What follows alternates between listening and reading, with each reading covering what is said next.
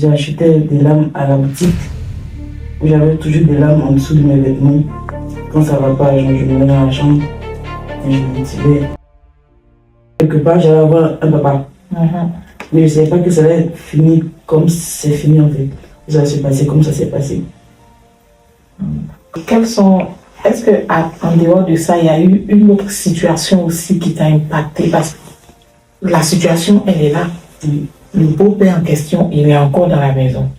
Donc, comment est-ce que tu te comportais? Comment tu vivais dans la maison? C'est-à-dire, comment tu te sens? Parce que tu disais tout à l'heure que avant que le monsieur arrive dans votre vie, tu n'étais pas une personne colérique, tu n'étais pas une personne et tout ça.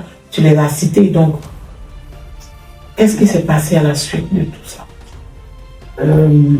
Déjà, j'étais bien plus triste qu'heureuse. Il y avait ça.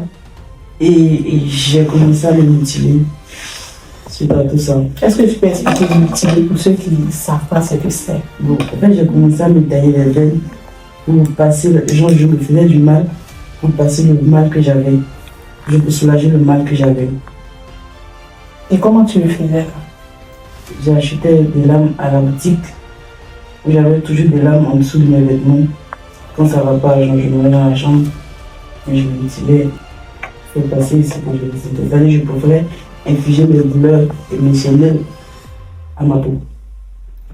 Et comment ça arrive pour la première fois? Arrivé pour la première fois où j'ai vu ma maman être battue. Et j'ai pas supporté. C'est là que j'étais en train de pleurer et puis il y avait une lame qui était posée genre sur mes affaires. Et moi je suis allée prendre et j'ai vu que j'ai commencé à me déchirer avec. Et au fur et à mesure que je le faisais, genre c'est comme si j'étais plus concentrée sur le fait de le faire que de penser à ce qui s'est passé.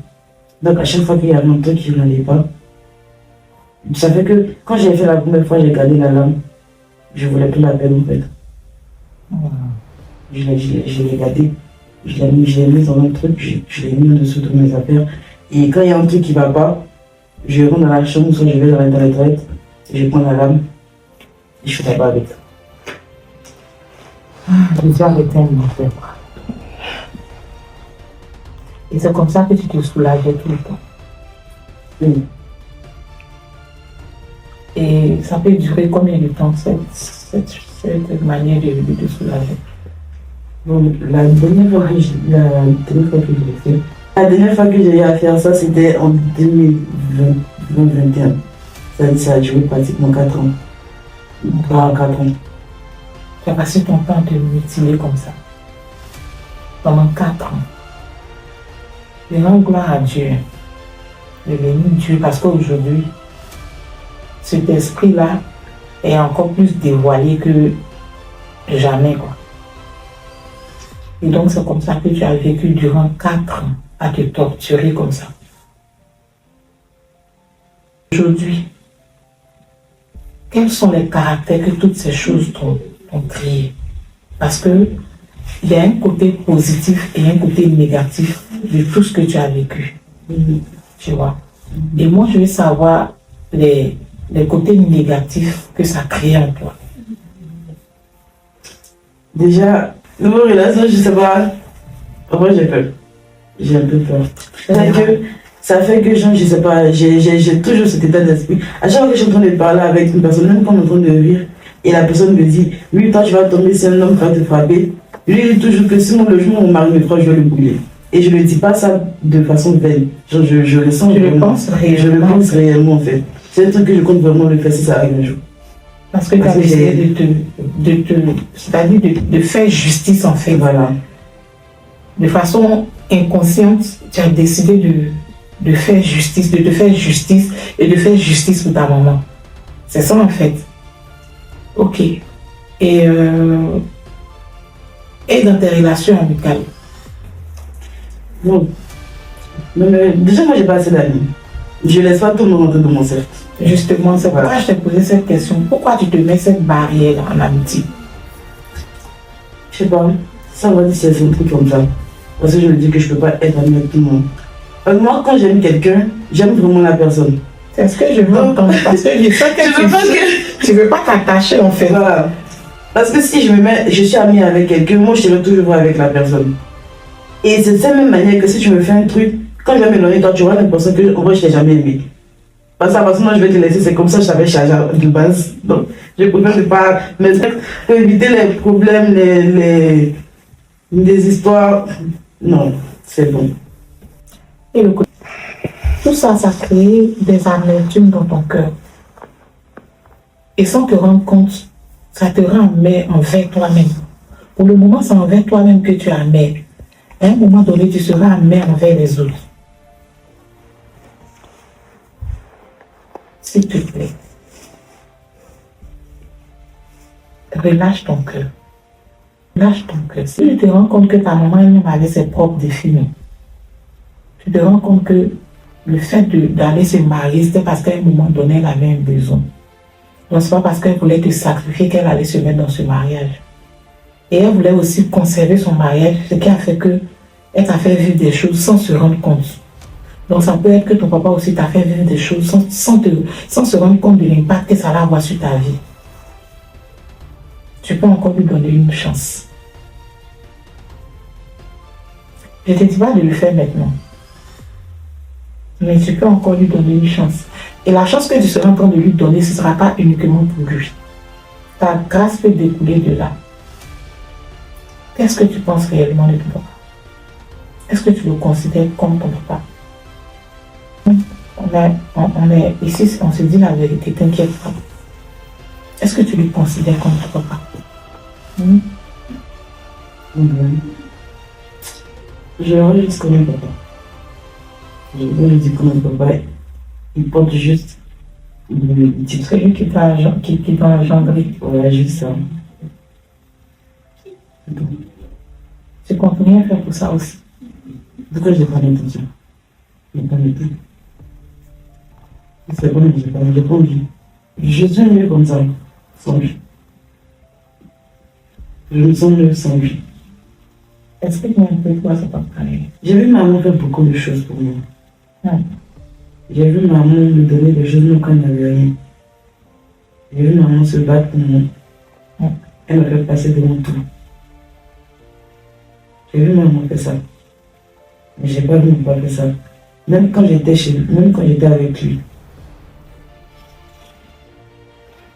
Même quand je me revois, je me sentais un peu comme chez un étranger.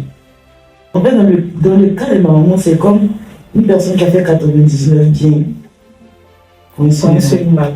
Mais dans le cas de mon papa, c'est comme quelqu'un qui a fait 99 mal à cause de ce bien. Je peux pas. Donc, qu'est-ce que tu penses des hommes réellement? En vrai, j'aime voir les gens heureux. C'est la première fois que je vois les gens mauvais, ça. Moi, je ne veux pas ça. Quoi?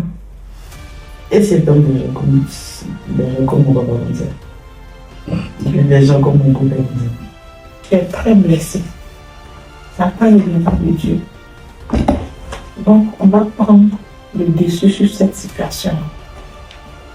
Quand tu dis que si tu tombes sur un homme comme ton papa ou bien si tu tombes sur un homme comme ton ex-beau-père, donc tu penses que tu es venu sur la terre pour revivre la vie de ta maman.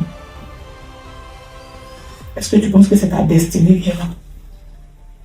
Est-ce que tu ne penses pas que tu es une créature merveilleuse et que le Dieu qui t'a créé a des projets de bonheur pour toi? C'est je crois. Est-ce que tu sais que c'est ton départ en France qui a emmené ta maman en France pour la première fois de sa vie? Je sais. Est-ce que tu sais que c'est ta maman qui s'est tenue à la brèche pour prier pour que tu aies cette vie que tu as? Oui. Est-ce que tu sais que Dieu a béni les mains de ta maman pour que tu aies cette vie que tu as? Oui. Mais pourquoi tu penses que tu es obligé de vivre la vie de ta maman?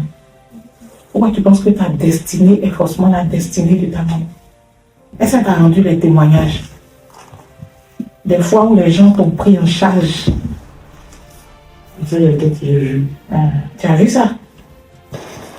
Parce que tu étais dans sa vie, personne n'est rentré dans sa vie. Il t'a pris en charge durant combien d'années? Donc tu vois que Dieu a écrit ton histoire différemment de ta maman. Moi, j'ai pensé que j'étais en train de me surprotéger jusqu'à ce que je rencontre Michel, que je rencontre Prophète. Et même t'a menti. Je faisais comme toi. Exactement. Je ne connaissais pas la valeur du mariage. Moi, si quelqu'un me disait qu'il allait me marier, j'ai te dit que c'est fou. Jusqu'à ce que je rencontre le Seigneur. J'ai rencontré véritablement le Seigneur. Donc tu crois que le Seigneur peut te donner une vie plus glorieuse même que ta maman. Le Seigneur peut permettre ça. Donc le même Seigneur peut permettre que tu ne rencontres pas les mêmes personnes que ta maman a rencontrées. J'ai encore une autre question à te poser. Est-ce que tu as remarqué qu'il y a l'esprit de rejet qui est sémé en toi? L'esprit de rejet, vas-y. L'esprit de rejet, là, c'est le fait que tu as pensé que ta maman a préféré quelqu'un d'autre par rapport à toi.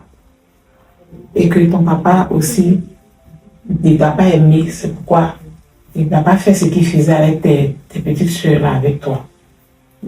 Donc ça, c'est même l'esprit de rejet pour toi. Tu n'as pas été aimé. C'est-à-dire que ça se manifeste de différentes manières en fait. Bon, du côté de ma maman, c'est juste une période en fait que je sais. C'était sur une période. Après ça, je me suis dit, bon, mon papa, il me bon. C'est devenu une habitude. On a dit ça comme ça. Et si un jour tu arrivais à avoir la conversation avec lui qui te donnait sa version des faits, est-ce que tu n'as pas culpabilisé? Parce que jusqu'ici, tu n'as pas encore eu sa version. Je ne dis pas que ta maman t'a menti. Non, elle ne ferait pas ça. Mais peut-être qu'il a eu une raison. Et que si jamais tu arrives à avoir la conversation avec lui, il pourra te raconter sa version des faits. Et tu auras une autre image peut-être. Sauf à connaissant que mon père me dise que lui, maman a refusé, j'ai oublié de lui dire que l'enfant était pour lui. Là, je peux comprendre. Mais pour moi, il n'y a aucune chose qui va justifier le fait que tu es un enfant que tu ne veux pas. Mais est-ce que lui, il t'a dit qu'il ne voulait pas? Justement, c'est ça, il dit, si sa raison c'est que ma mère a refusé de lui donner, ou bien elle ne lui a pas dit, là, je peux comprendre. Parce que mon maman a dit qu'il ne voulait pas. Donc s'il y a quelque chose qui justifie le fait que peut-être maman lui a dit que Jean, je ne te donne pas l'enfant, et puis là, il s'est dit que bon, dans ce cas, je ne veux plus, là, moi, je peux comprendre. Si c'est pas ça, je ne sais pas c'est quoi il va me dire, puis je vais comprendre en fait. Je veux qu'on fasse déjà, c'est de t'aider par rapport à ta mentalité vis-à-vis de tout ce que tu as vécu. Déjà que tu reconnais que tu es blessé, c'est le premier pas. Et je pense que je vais t'accompagner qu'on puisse sortir de cette situation. Parce que je vois une personne qui n'a rien à donner aujourd'hui et qui ne veut rien recevoir. Et c'est ça le danger. Tu vas penser que tu entends de je préfère non, c'est dans mon coin, je préfère non. C'est des traits de caractère que cette situation-là t'a laissé. Et ces traits de caractère-là ne vont pas t'aider. Je suis contente qu'aujourd'hui tu aies eu le courage de venir t'asseoir ici sur ce plateau-là pour dire tout ce qui était enfoui en toi. Le premier pas, c'est de reconnaître, de confesser déjà, de reconnaître qu'on est blessé. Et ces deux pas-là, on les a franchis. Le reste, le Saint-Esprit est au contrôle. Moi, c'est comme ça que je ne savais pas, il me baladait. Dieu va me permettre de rencontrer un prophète qui va me prendre comme sa fille. Je ne savais pas. C'est-à-dire que ce monsieur-là, je l'ai vu comme mon papa, il m'a pris comme sa fille. Il me donnait des conseils comme sa fille. Quand il devait crier sur moi, il criait comme sa fille. Quand il devait prier pour moi, il le faisait comme sa fille. C'est-à-dire, j'ai retrouvé le père physique que je n'avais pas eu. Pour moi, je ne sais pas comment les autres sœurs ont vécu cette situation, mais moi, particulièrement, beaucoup de choses m'ont impacté. C'est ce qui a fait de moi cette personne différente que j'étais dans la famille, là. Tu vois? Et Dieu va permettre que tu rencontres une personne qui va te comprendre. Mais s'il te plaît, ne ferme pas la porte aux gens que Dieu va attirer vers toi. Parce que le problème avec les blessures d'enfance, ça met opposition entre toi et les personnes de destinée que Dieu attire à toi. Parce que tu ne vas pas prendre le temps de voir qui est en train de venir vers toi. Parce que toi, pour toi, j'ai mes principes, j'ai ma manière à moi de faire les choses, la manière dont il fait, c'est pas ça, donc je préfère. Ce sera comme ça, comme ça, comme ça, comme ça. Et quand même tu vas rencontrer la personne qui est à toi, tu ne vas pas le reconnaître. Parce que tu vas encore venir mettre tes principes. C'est comme ça que j'ai failli rater mon mari. Parce qu'il a fait une erreur. Et comme moi, j'avais pour habitude de laisser les relations par erreur, quand la personne fait une erreur, je pars. Au moins, j'ai déduit que tu ne m'aimes pas. Donc, j'ai failli faire ça. Et heureusement qu'il y avait ma meilleure amie, Michel. Tu vois. Donc, je sais tellement de quoi je suis en train de parler. Fais attention. Fais attention. Qu'est-ce que tu peux dire à une personne qui a vécu ce genre de blessure d'enfance? Tu n'es pas encore guéri. Donc, on ne peut pas te dire de donner un conseil à une personne qui cherche la guérison. Qu'est-ce que tu peux dire à une personne qui vit le même cas que toi ou qui a vécu le même cas que toi? Je ne sais pas. Tu vois, non? Tu vois que tu as été créé pour donner. Tu vois que tu as été créé pour accomplir une mission aussi. Tu as envie d'aider quelqu'un dans ton cas ou pas? J'aimerais bien. Tu aimerais bien, il faut que toi tu sois guéri avant d'aider quelqu'un d'autre. Aujourd'hui, moi j'en parle parce que je suis passé dessus. J'ai un témoignage à rendre. Donc je peux parler. Ce que moi je veux te dire, sache qu'il y a quelqu'un quelque part qui t'attend. Cette personne attend ton témoignage de guérison pour être délivré. Donc ne laisse pas toutes ces choses-là détruire ta jeunesse. Ne laisse pas toutes ces choses-là détruire ta génération. Parce que si tu revis les mêmes choses que ta maman a vécues, ça veut dire que tu vas appliquer les mêmes choses que ta maman a appliquées sur toi, à tes enfants. Au monde Best Coach aujourd'hui, dans l'histoire d'une famille, le but c'est d'extérioriser afin de ne pas transmettre du négatif à nos enfants. Tu vois, tu es appelé à avoir des enfants. Tu es appelé à te marier. Et si tu as tout ça dans ton cœur, tu sais ce que la Bible dit de l'amertume? La Bible dit de l'amertume que c'est un poison. Hébreux 12, verset 15. Veillez à ce que aucune racine d'amertume ne pousse et cause du trouble en empoisonnant plusieurs d'entre vous. Tout ce que tu vis sur la terre a un but. Focalise-toi sur le fait que ce que tu as traversé a un but. Cherche à connaître le but. Aujourd'hui, on assiste devant 2 micros. C'est mon histoire qui est en train de parler de faire ça. On est d'accord?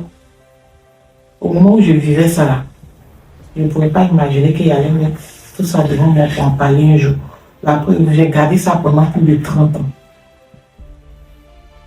Mais durant ces 30 années en arrière, tout ce que ça servait à moi là, et autour de moi là, c'est maintenant que je réalise.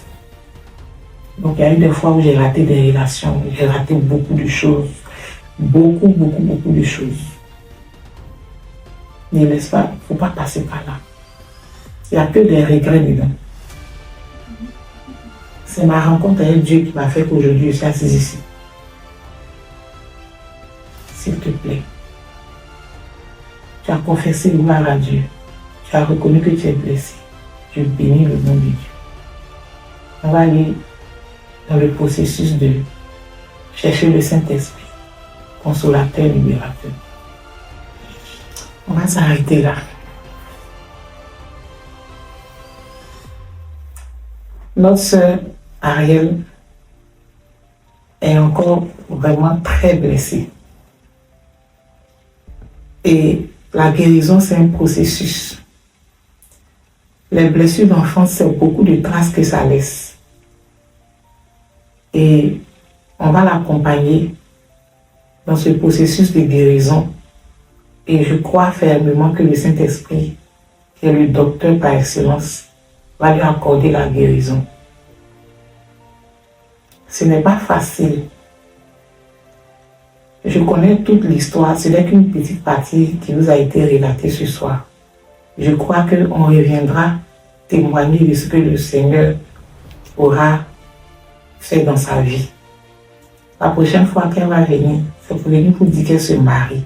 Parce que ce cycle-là, c'est elle qui va mettre fin à ça.